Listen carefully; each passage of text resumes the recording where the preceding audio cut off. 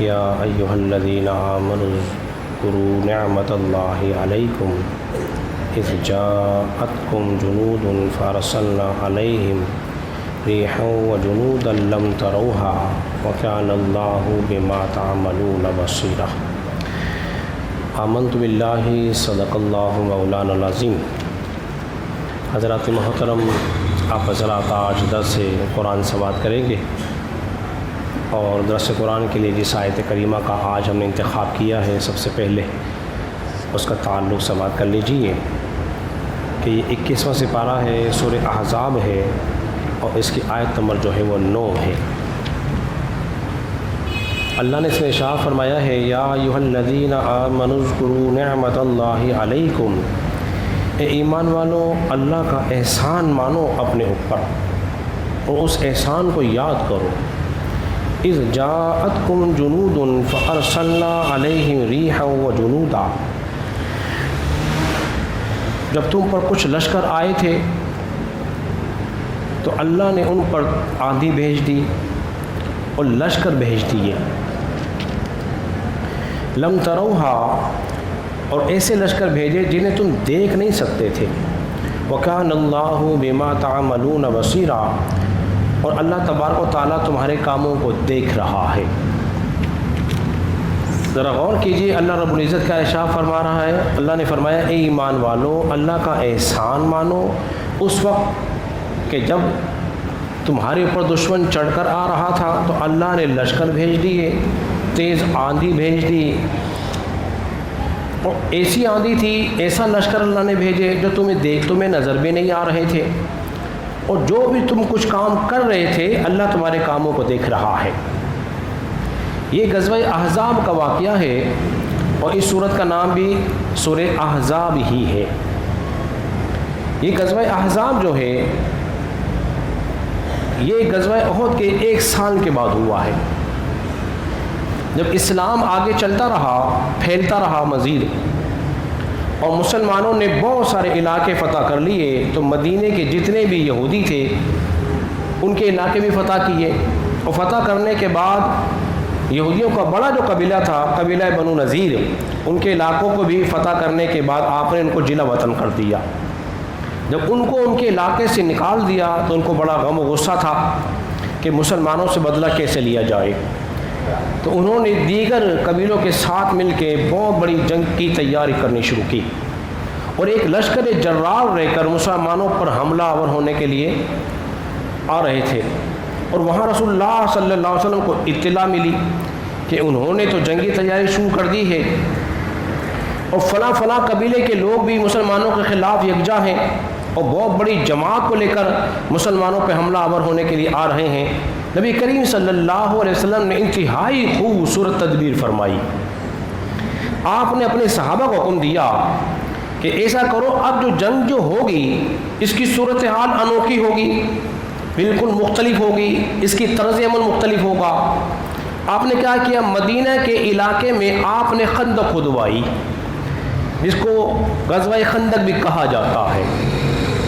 اسی سورہ احزاب کو، غزوہ احزاب کو غزوہ خندق بھی کہا جاتا ہے، اور کہنے کی وجہ کیا تھی کہ مدینے کے اطراف میں آپ نے بڑی گہری ایک خندق کھدوائی، اور یہ جو جنگ جو تھی یہ 24 سے 25 روز تک جاری و ساری رہی،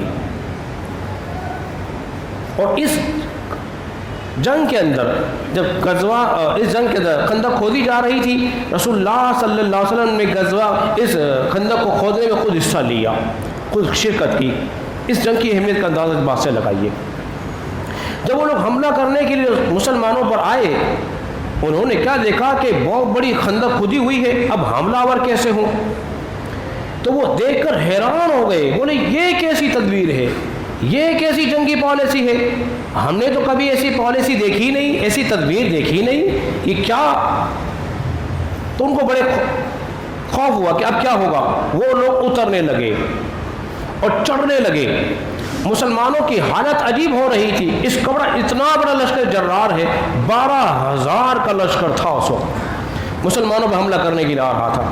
پھر تیز آندھی اللہ نے بھیجی، جو فرشتے تھے وہ تو علیحدہ ہی تھے، تیز آندھی چلتی رہی، تو جب آندھی چلتی تھی ان کے خیمے اڑ گئے، ان کے قدم لڑکھڑا گئے، ان کو چلنے میں پھرنے میں دشواریاں ہونے لگی، اور وہ ایسے تیر مارتے، مسلمان وہاں سے پتھر مارتے، ایسی جنگ ہونے لگی۔ تو اللہ فرما رہا ہے اے ایمان والو اس وقت کو یاد کرو جب اللہ تبارک و تعالیٰ نے تمہاری مدد فرمائی تھی، کتنا بڑا احسان تھا۔ اور وہ آندھی ایسی سرد ٹھنڈی تھی، ایسی ٹھنڈی یخ ہوائیں چلتی کہ ان کا بیٹھنا وہاں ٹھہرنا کتنا مشکل ترین ہو گیا کہ وہ خود پریشان ہو گئے۔ اور پھر نبی کریم صلی اللہ علیہ وسلم نے حذیفہ بن یمان کو خبر کے لیے بھیجا، اب تم جاؤ خبر لے کر آؤ کیا صورتحال چل رہی ہے۔ آپ فرماتے ہیں جب نبی کریم صلی اللہ علیہ وسلم نے مجھے خبر کے لیے بھیجا نا، کیونکہ سخت سردی کا عالم تھا، نکلنا مشکل، خون کو جمع دینے والی سردی، تو فرماتے ہیں نبی پاک علیہ الصلوۃ والسلام نے میرے چہرے بدن پہ ہاتھ پھیرا، میرے چہرے بدن پہ ہاتھ پھیرا، ہاتھ پھیر کر یوں سمجھو کہ مجھے عطا کر دیا۔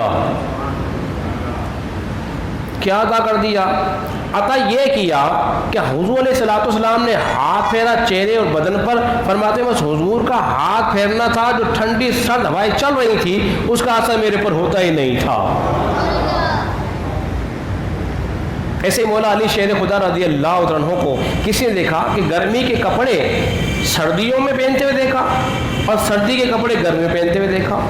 پوچھا مولا علی یہ کیا ماجرا ہے، آپ گرمی کے کپڑے سردی میں پہنتے ہیں، سردی کے کپڑے گرمی میں پہنتے ہیں؟ فرمایا اس کی وجہ یہ ہے کہ رسول اللہ صلی اللہ علیہ وسلم نے مجھے دعا دی تھی، اے اللہ سردی اور گرمی کی تکلیف سے مولا علی کو نجات دے دے۔ اب مجھے نہ سردی محسوس ہوتی ہے نہ گرمی محسوس ہوتی ہے۔ ایسے ہی حذیفہ بن یمان رضی اللہ عنہ کو بھیجا، جب بھیج دیا اور آپ اس وقت بھی جا رہے ہیں اور مسلمان یہ کام کر رہے ہیں، جنگ ہو رہی ہے کمال کی، اور یہ وہی جنگ خندق ہے جب جابر رضی اللہ عنہ نے دیکھا کہ رسول اللہ صلی اللہ علیہ وسلم بڑے کمزور ہیں، کھانے پینے کے لیے راشن نہیں، اپنے بیوی سے کہا کہ کچھ ہے پکانے کے لیے گھر میں؟ آپ نے فرمایا ہاں بس اتنا ہے کہ چند لوگ کھا سکے، چند کلو چند سیر گیہوں ہے، چھوٹے سے بکری کا بچہ ہے۔ فرمایا جلدی جلدی کرو اور میں حضور کو دعوت دے آتا ہوں۔ خندق کھودنے کی وجہ سے رسول اللہ صلی اللہ علیہ وسلم نے کچھ کھایا پیا نہیں ہے، کمزوری اور نقاہت کے آثار حضور کے چہرے سے ظاہر ہو رہے ہیں۔ اب دعوت دینے کے لیے آ گئے اور حضور علیہ الصلوۃ والسلام سے کہا رسول اللہ صلی اللہ علیہ وسلم چھوٹا سا بکری کا بچہ ہے، چند سیر گیہوں ہیں، آپ آ جائیے گا، چند ایک صحابہ کو لے آئیے گا۔ حضور نے دعوت کو قبول فرما لیا۔ جو صحابہ کام کر رہے تھے، خندق کھود رہے تھے، حضور نے فرمایا اے خندق والو آج تمہاری دعوت ہے، اور ہے کہاں؟ جابر کے گھر پہ۔ آپ نے زور سے اعلان کر دیا، 1500 صحابہ تھے اس میں، وہاں 12,000 کا لشکر ہے۔ اب حضرت جابر کے قدم تیز تیز چلنے لگے، جب گھر پہنچے نا بیوی نے دیکھا بڑے بھاگتے بھاگتے آ رہے ہیں، خیریت تو ہے؟ کیا ہوا؟ دعوت دے آئے؟ بولے دعوت تو دے آیا پر حضور نے اعلان کر دیا۔ بیوی کہنے لگی کیا تم نے کہا نہیں تھا، بتایا نہیں تھا؟ بولے جی میں نے تو بتا دیا تھا، آہستہ سے ہی کہا تھا، لیکن حضور نے اعلان کر دیا۔ اب 1500 صحابہ آ رہے ہیں، بیوی کہنے لگی پھر بس اطمینان رکھو، اتنا رکھو، جو لا رہا ہے کھلانے کا انتظام بھی وہی فرمائے گا۔ اور حضور صلی اللہ علیہ وسلم نے فرمایا تھا جابر جا تو رہے ہو نا، دیکھو ہمارے گھر پہنچنے تک ہانڈی کو نہ اتارنا چولہے پر سے، اور آٹا گوندھ کے رکھنا، روٹیاں نہ بنانا، یہ 2 کام کرنے کا حکم دیا۔ نبی پاک علیہ السلام تشریف لائے، آپ نے کیا کیا پھر لعاب دہن آٹے میں ڈالا اور ڈھکن ہٹا کے ہانڈی میں بھی ڈال دیا۔ پھر میں پوچھ سے تم عورتوں کو بلانا، اب روٹیاں پک رہی ہیں، تھوڑا سا آٹا ہے، 2 سیک گیہوں، ایک چھوٹا سا بکری کا بچہ جو 4 سے 5 کلو کا وزن کا ہوگا، کتنے لوگ کھا سکتے ہیں؟ حضور نے فرمایا بھائی ٹھیک ہے، اب 10-10 کی ٹولیاں بناتے رہو، لوگ آتے رہے اور کھاتے رہے۔ 1500 نے کھا لیا، اور جابر کہتے ہیں جب میں ہانڈیا کا ڈھکن اٹھا کے دیکھا ایسا لگتا تھا کہ کھانا زیادہ ہے یا کم ہوا ہے، احساس نہیں ہوتا تھا مجھے، کھانا وہی کا وہی تھا۔ یہ وہ غزوہ احزاب تھی جس کا تذکرہ اللہ تبارک و تعالیٰ نے اس آیت کریمہ میں فرمایا کہ کس طرح مسلمانوں کی مدد فرمائی۔ اللہ نے فرمایا اذ جاؤکم من فوقکم، اور جب کافر تمہارے پر آئے تھے اوپر سے، ومن اسفل منکم، اور نیچے سے، اوپر سے بھی حملہ کر رہے نیچے سے حملہ کر رہے تھے، اور وہ عالم ایسا تھا وَإِذْ زَاغَتِ الْأَبْصَارُ، اور تمہاری آنکھیں چھچر گئی تھی ان کو دیکھ کے جیسے جم گئی ہوں، ایسی تیز کی آندھی چل رہی تھی، اور اللہ نے دیکھو تمہاری کیسی مدد فرمائی تھی، اس عالم میں اللہ نے مدد فرمائی۔ تم خلاصہ کلام یہ نکلا جب کسی سے کسی معاملے میں جنگ ہو جائے تم اللہ کے رسول کی اتباع پیروی کرتے رہنا اور ڈٹ کے کھڑے رہنا، پھر دیکھو اللہ تبارک و تعالیٰ کا وعدہ ضرور پورا ہوگا۔ اتحاد کے ساتھ تم قائم رہو گے تو اللہ کی مدد بھی آئے گی، اللہ کرم بھی فرمائے گا۔ اللہ رب العزت کی بارگاہ میں دعا کریں اللہ ہم سب کو سمجھنے اور عمل پیرا ہونے کی توفیق